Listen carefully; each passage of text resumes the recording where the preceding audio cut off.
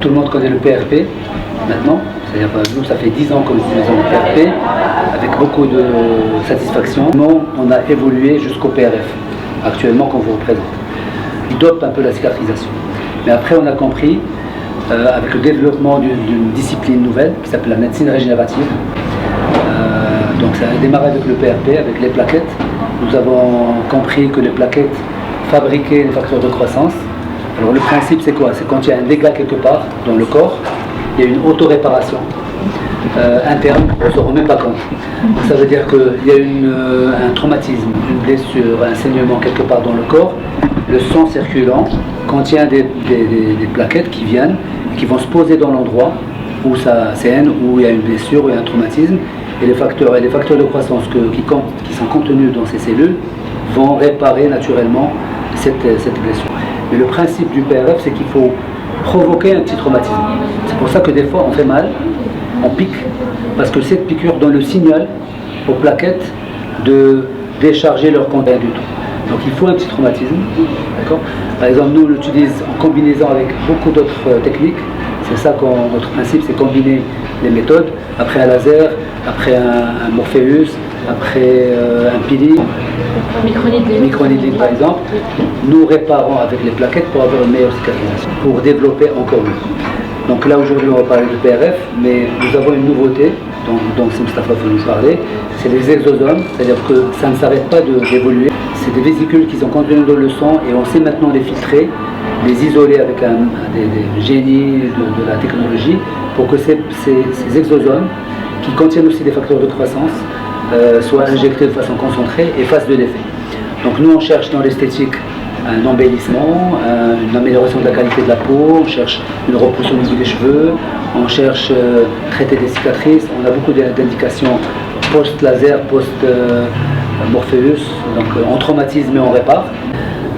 Il y a aussi des méthodes où on mélange le PRF avec d'autres cellules, par exemple le nanofat, on prélève un peu de graisse et ces cellules graisseuses on les traite avec des seringues et on sort un résidu qui contient des cellules souches. On rajoute des plaquettes et on injecte tout au niveau des mains, au niveau du visage, ça fait un vrai renouvellement cellulaire. C'est vraiment, on est en pleine médecine régénérative. Ça veut dire qu'on peut avoir un plasma riche en plaquettes, en cellules mésenchymateuses, en facteurs de croissance, et oui, c'est plus riche, et en plus des facteurs de la fibrine. C'est en fait tout simplement c'est la même méthode, c'est sauf au moment du prélèvement et au moment de la centrifugation.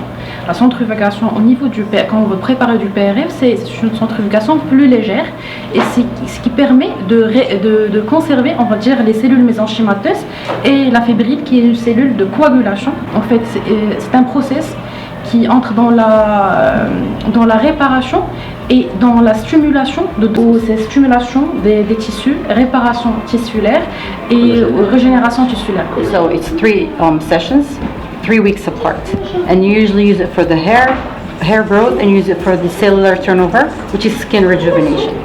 Okay, so we were talking about what is the PRF. C'est un concentré de fébrine, plaquettes riches en fébrine, qui vont réparer tout ce qui est endommagé. On va l'utiliser dans le rajeunissement facial, le rajeunissement de la peau, et on le fait pour cellular turnover. So we have younger skin, we have a better collagen reproduction, we have better elastin at the same time. N'utilisons plus le concept du PRP parce que c'est comme si on avait un produit supérieur et on lui offre un meilleur traitement. Voilà. Donc là c'est encore plus riche comme on a dit, et ça donne un meilleur effet. Bon, maintenant par exemple le PRP seul donne un certain résultat, mais si on le combine avec d'autres méthodes dont on dispose, bien sûr on a un meilleur résultat. Il faut une vraie prise en charge, il faut une vraie décision, dire que voilà, à partir de maintenant je vais m'occuper de ma peau à un certain âge, et dire, et voilà, trouver un bon praticien à l'écoute et qui a des méthodes efficaces et qui peut te proposer un accompagnement, un suivi. C'est comme ça qu'on procède, mais on demande à la patiente de venir une fois toutes les 3 semaines pour faire quelque chose qui est complémentaire. C'est-à-dire si on fait aujourd'hui un Morpheus par exemple, plus PRP, la fois d'après, on va faire une nouvelle session de PRP et on s'arrête là, peut-être 1 mois ou 2, et selon le résultat, on va compléter avec des vitamines, on va faire de la méso, on va compléter avec un petit laser de remodelage, comme le hybride, Donc il y a un accompagnement, il y a un certain moment où on obtient le résultat qu'on cherche, on s'arrête et on se dit, ok, tous les 6 mois on va se revoir. Et donc il y a un reminder, on les rappelle, on dit voilà, 6 mois après, venez, on fait un petit rappel. Alors quand on parle de rajeunissement, beaucoup de gens pensent que ça concerne des personnes âgées, alors que ça concerne même des patients de 20 ans. On peut leur proposer des solutions. Chaque âge a ses spécificités. Par exemple, la peau, quand elle est difficile, entre 20 et 25 ans, c'est des problèmes hormonaux, c'est des séquelles d'acné, c'est l'exposition beaucoup au soleil, c'est des personnes qui s'exposent beaucoup et qui peuvent avoir, après l'été par exemple, il faut renouveler ses cellules. Donc ça peut, entre 20 et 35 ans, il y a un âge où il faut vraiment prendre sa peau en charge de façon spécifique. Après 35 ans, il y a d'autres choses qui rentrent en jeu, c'est le relâchement, c'est le collagène, on commence déjà par le collagène, contrairement aux plus jeunes. À partir de les peaux mûres, à partir de, on va dire, 55 ans, 60 ans, c'est autre chose parce qu'il y a un manque d'hormones, d'œstrogènes, donc il y a une autre façon de plus accrue, mais bon, qui est simple. Si on accepte, si on respecte, si on est assidu, on respecte la continuité, c'est pour ça qu'on y arrive. Donc à tout âge.